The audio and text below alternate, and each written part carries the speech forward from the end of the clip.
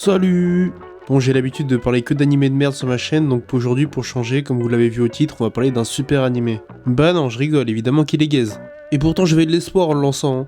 Un animé qui commence dans un Love Hotel, juste après que le personnage principal est foudroyé au lit. Une fille qu'il a rencontrée 5 minutes auparavant. Là, je me suis dit, on est sur un truc hyper mature, une romance qui va aborder des thèmes de grands garçons. Et là, je me rends compte de quoi? En fait, le poteau, il est amoureux de sa prof comme moi quand j'étais en CP. Mais bon, ça s'explique par son contexte familial très compliqué. Après tout, sa mère est morte et son père est une énorme tête de neuil. Non mais redresse-toi là et regarde-moi quand tu me parles. Enfin bref, on sait pas comment, mais ce mec-là, il a réussi à se trouver une femme. Et oh, comme par hasard, les filles de sa nouvelle femme, c'est la prof du héros et la fille qu'il a. Donc là, faut souhaiter beaucoup de courage au personnage principal pour réussir à tanker parce qu'il va croiser sa crush tous les jours dans des lieux, positions, tenues, moments complètement bizarres. Ah ouais, quand même, fais un effort, habille-toi là. Ouais, chez toi, tu fais quoi, mec? Ah, j'arrive plus à tenir. En vrai, elle est belle, elle dort et elle adore boire. J'en déduis qu'elle veut jouer à la belle au bois dormant. Le malaise!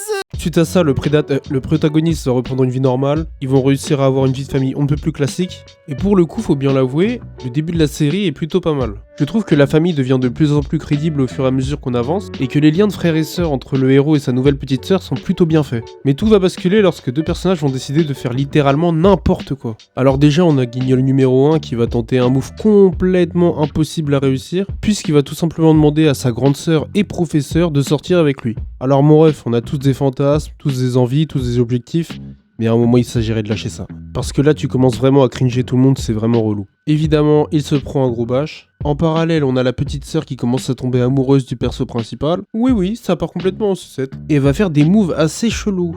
Ça te dirait qu'on s'embrasse? Genre, juste pour s'entraîner, tu vois? C'est juste du training. Non.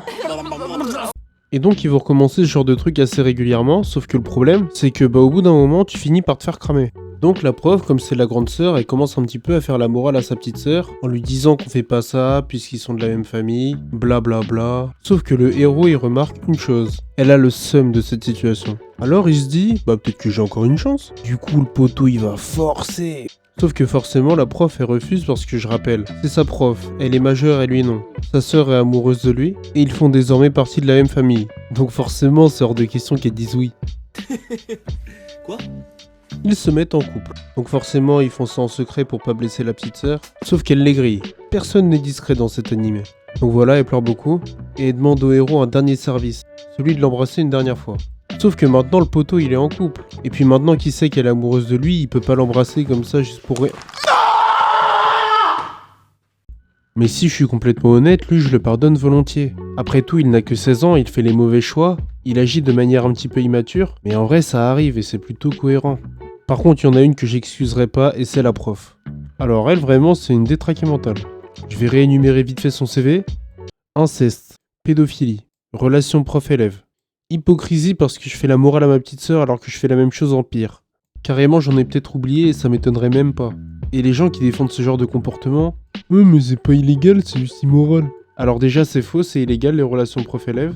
Et ensuite illégal, immoral... M'en bats les couilles. Hein. Bon, pour conclure sur cet animé, en vrai j'ai bien aimé les 4 premiers épisodes, mais après ça part complètement en sucette. L'animé devient problématique premier degré. Et beaucoup trop de gens ont fermé les yeux sur ça et je crois savoir pourquoi. La tête de Wham que c'est juste parce qu'il a un bon opening. Tu lui donnes l'opening de Sakamoto Days et la tête de Wham que ça l'aurait allumé l'animé. Mais là c'est des...